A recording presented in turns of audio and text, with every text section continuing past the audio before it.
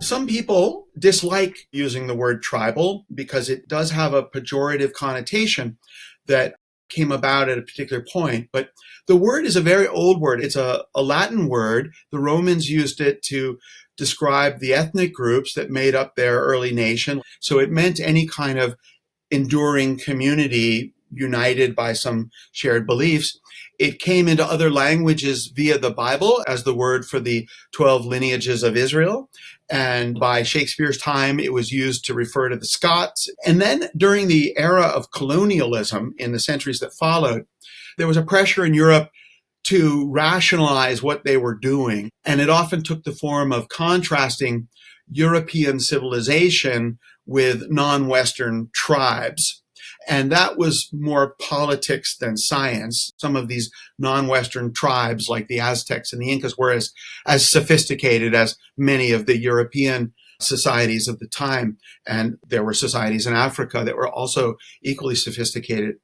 So at that time, tribe took on some connotations of stasis and primitivism that were a pejorative connotation that never had been part of the word tribe before. So there are people who feel that the word tribe has a pejorative ring, but at the same time, it proliferated in ordinary discourse and in business discourse because it's the best word for capturing the feeling of being part of a community that's united by shared ideas, whether it's a shared aesthetic, whether it's a shared custom. So I don't think there's any way that we can ban the word. I think the word has a bright future just as it has a very long past. There's a way of talking about conflicts that has developed in the world of journalistic pundits and then has spread to politicians and I think started to spread to some management gurus, which is using the concept of tribalism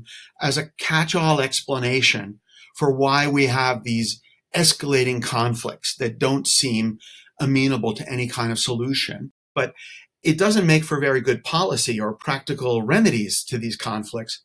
So I think it's a really dangerous way of thinking. It's despairing. It's a little bit cynical. I don't think any behavioral scientist or any evolutionary theorist would recognize that way of talking about human evolution and tribal instincts. They are instincts for solidarity. They are instincts for collaborating in groups. They can occasionally contribute to misunderstandings and conflicts, and they have in recent years, but they are not designed for that purpose. So the secondary agenda for the book is to try to counter this trope of toxic tribalism. I'm trying to push back from the perspective of somebody who's actually been researching what are the basic social instincts that shape human behavior and how do they, create loyalties and affinities and biases.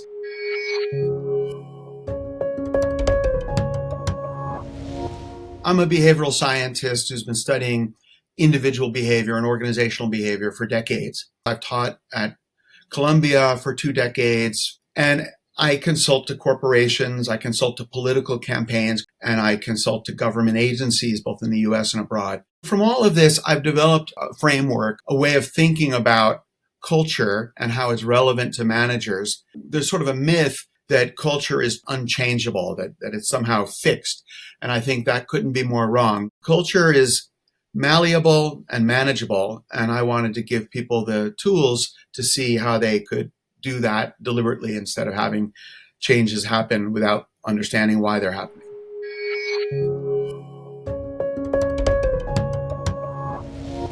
A Dutch soccer coach named Guus Hiddink made a name for himself by bringing out the talent in teams that were underperforming. He did this in the Dutch league, and then he was recruited to Turkey and he was recruited to Spain. And at the time, there was a presumption in the world of soccer that Dutch players play one way, Brazilians play another way. It's a bit of national character cliches applied to soccer tactics. He was able to bring Brazilian players to Holland and create a new variant of the Dutch style. And then he took that style, which is called total football, and he brought it to Spain. And then it, combined with some of the Spanish talents to take on new form and become really successful there. South Korea had bid to be the host, along with Japan, that was more of a rival than a partner, in 2002. And they had made this bid in the late 90s when their economy was riding high and their team, the Reds, was doing really well. It was a local power. But by the time that the World Cup was approaching, the team was faltering. In a last-minute bid to try to use the cup to restore their reputation, the Korean soccer authorities called Holland and asked Guus Hiddink whether he would be willing to come at the 11th hour and coach the host team for the World Cup, the South Korean team. He thought it was an exciting challenge, even though had never been to Korea. When he arrived, he didn't make a very good first impression. He didn't know who the important people in Korea were and who the star players were. He didn't like some of the things that he saw that were the traditions there, such as the soccer authorities tended to choose the roster, taking social backgrounds into consideration. And so Hus did some things like he held open tryouts. Any high schooler could come and engage in these drills alongside the legends of Korean soccer. And not all of the legends made the cut, and that rankled everybody. And another thing that Hiddink had negotiated for when he took the job was money to bring the world's best teams to Korea for exhibition games. And so they started playing against Germany, France, Portugal, and they got destroyed, in part because they had a young team and they were playing against the world's best. He had a really long training camp with the team, and he used that to try to teach them total football that was a little bit different from what they had traditionally played. They had traditionally played a more regimented and somewhat hierarchical style of soccer. By the time of the World Cup, the team was feeling confident and they played in this very different style that nobody expected from them. They managed to make it out of the group rounds and to the tournament rounds. They defeated Spain and Portugal and Italy and made it to the semifinals. One of the few times that a team from outside of Europe or South America has made it to the semifinals. So it was an improbable run of success. And then afterwards, something even more improbable happened. Corporations, schools, universities all tried to remake their cultures, modeling after the way that he had remade the culture of the team by throwing away some of the hierarchical habits. And this is one particular chapter in this story about a person who didn't seem to be like a wise man on the surface, but he had this faith in the adaptability of people and cultures.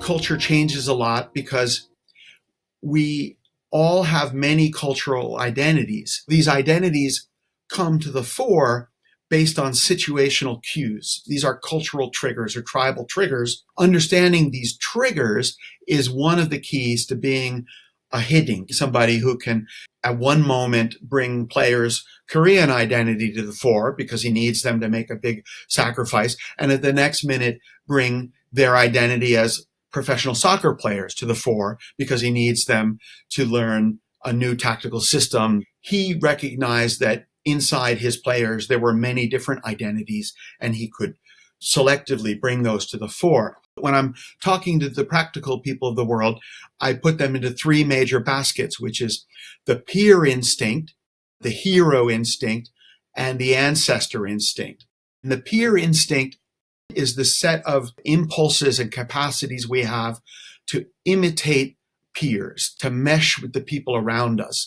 We can recognize it in the sideways glances to classmates, coworkers, neighbors, this sense of keeping up with the Joneses, of doing what other people are doing. We are conformist animals, and that often gets derided, but it can be very positive. If you take a child from an underperforming middle school and you drop them into a higher performing middle school, their standardized test scores go up, by the next year, just out of the pressure of conformity. These peer tendencies can be used to bring out better performance, and that allows me to communicate efficiently and develop trust with that community. It's what enables us to be more than the sum of our parts.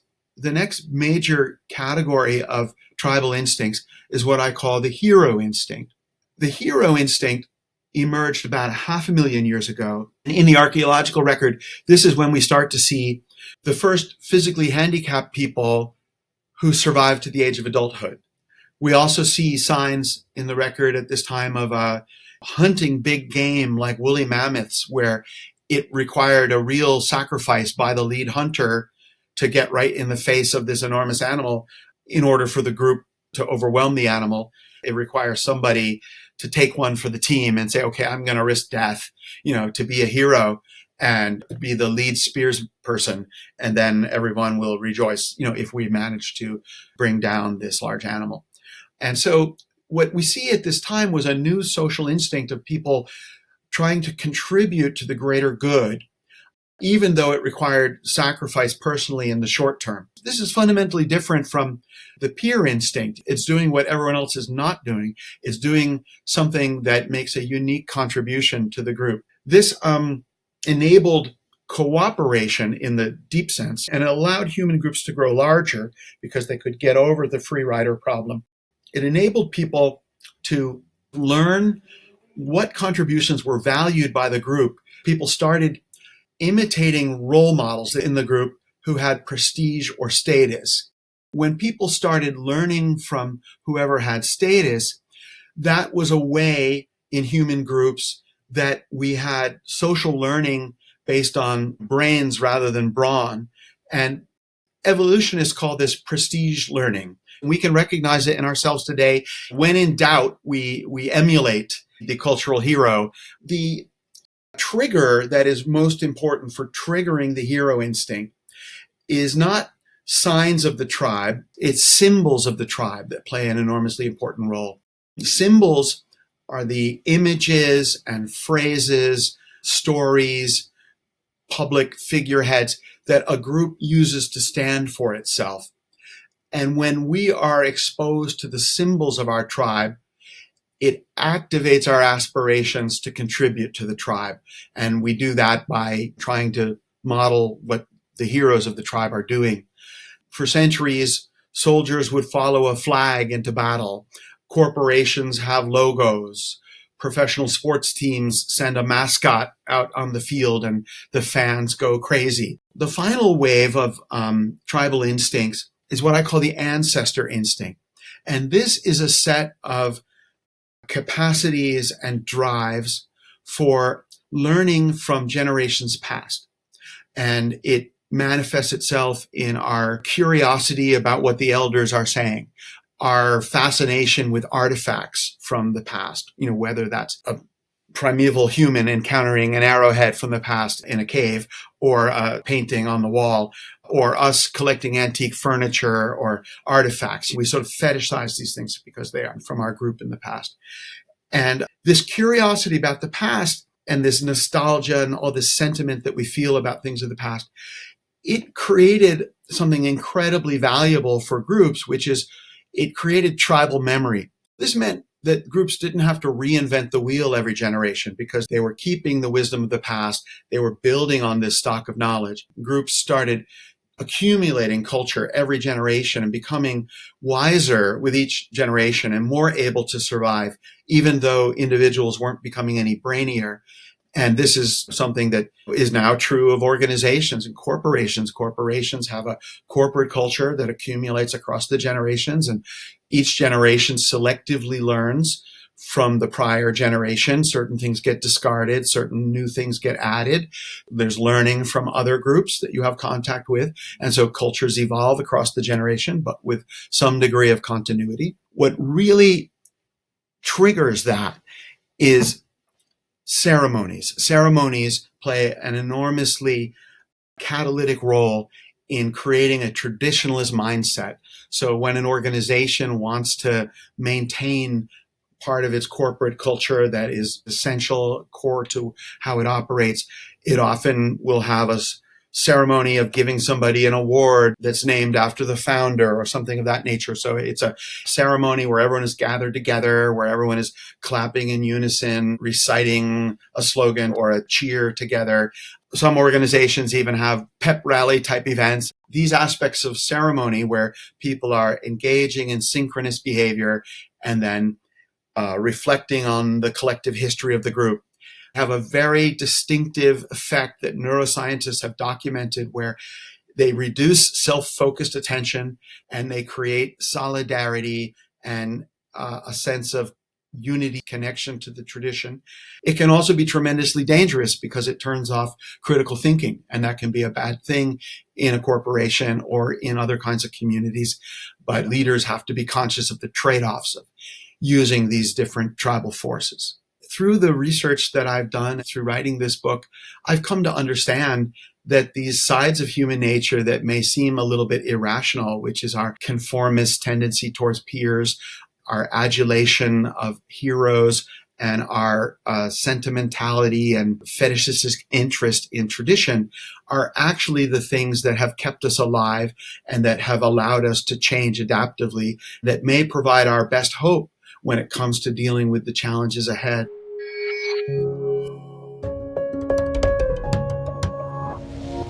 My belief is that all of these different layers of culture, they can be remolded.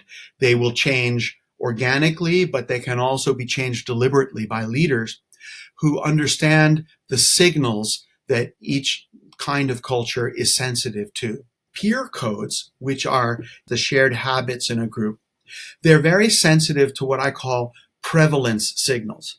Prevalence signals are information about what most people are doing.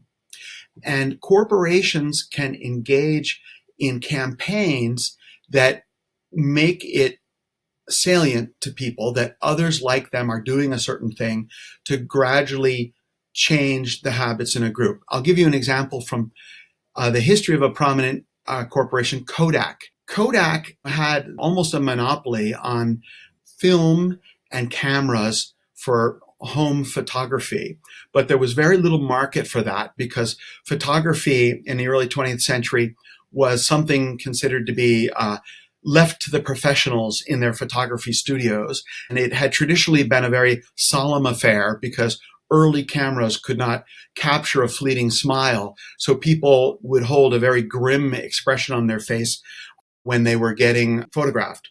And that's why when we see Victorian photographs, we think of them as very dour people. They weren't. They were just doing that for the camera. Kodak had to create this sense that photography was a more lighthearted affair and you should smile for the camera. And so they started by creating a camera called the Brownie that was inexpensive, and they would just give it away to schools. They would give it away to colleges. They would give it away to scout troops. They would give it away to the YMCA and get people using it. They created magazines and they would have photo contests. They invented the concept of a snapshot and the concept of a shutter bug. Kodak also created campaigns like preserve your happy moments with a snapshot, putting the norm on parents that they should be photographing special moments in their family.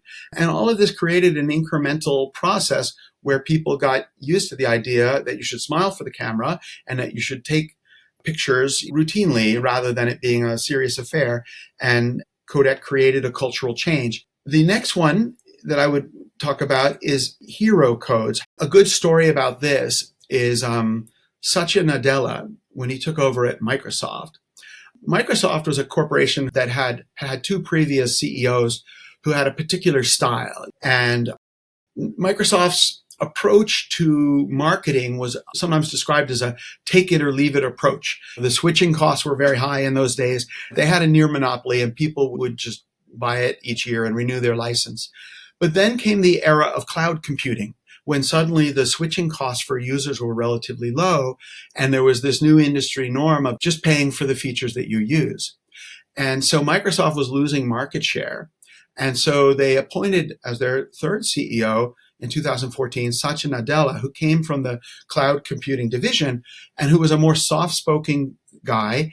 Nadella realized that Microsoft was losing market share because they didn't really know their customers very well. They had been thinking a lot about what technical things they thought customers needed. So what he did was he said, I'm going to go on a listening tour. And he went to all of the divisions of Microsoft and also to all of its ecosystem. He went to its customers, he went to its developers, and he went around and he listened to everyone and he said, what are we doing right? What are we doing wrong? What should we do less of? What should we do more of? And he put things into place. There are structural impediments that smart organizations have to take into account. Satya realized that. He is regarded as having changed the culture from a know-it-all culture to a learn-it-all culture. The final part is probably the hardest for people to think of as something that CEOs can use usefully, which is how can you use the ancestor instinct, the ancestor codes to create change? It may seem like a paradox. If people are traditionalist, how can you use that to create change? Well, there's a concept in the field of history called invented traditions. They are created retrospectively by leaders strategically to serve certain purposes. One prominent example of this is the tradition of Thanksgiving. Every American school child learns that the wise pilgrims in their prescience initiated a national holiday called Thanksgiving, where we have turkey and cranberry sauce and pumpkin pie, and we talk about togetherness. Well, the pilgrims did have a sort of harvest party in 1621, but it didn't have any of these other characteristics. It was only centuries later that the concept of Thanksgiving and the idea of a harvest festival and the idea of reconciliation all became combined in this concept of Thanksgiving. Abraham Lincoln did this during the Civil War at a time when the country was way more divided than it is now. He realized that to unify the country, he needed a ritual or a tradition. And for that tradition to have legitimacy, it needed to seem like something that was already a time-honored tradition that already was established. As a lawyer, he understood how precedents work. He noted that the Pilgrims did have this dinner and that George Washington did have a one-time Thanksgiving after the Revolutionary War, and that different states in different parts of the Union had harvest festivals as part of their tradition. And he referenced all of these things, and he got Americans to think that there would be this new annual holiday. And it fell on fertile soil because people wanted to have a time where we looked back to common ancestors and thought about gratitude and could overcome our differences. It played an important role in unifying the country after the Civil War, and it became a sacred holiday very quickly. So that's some inkling of how each of these kinds of culture can be changed by leaders who understand the levers, understand the signals.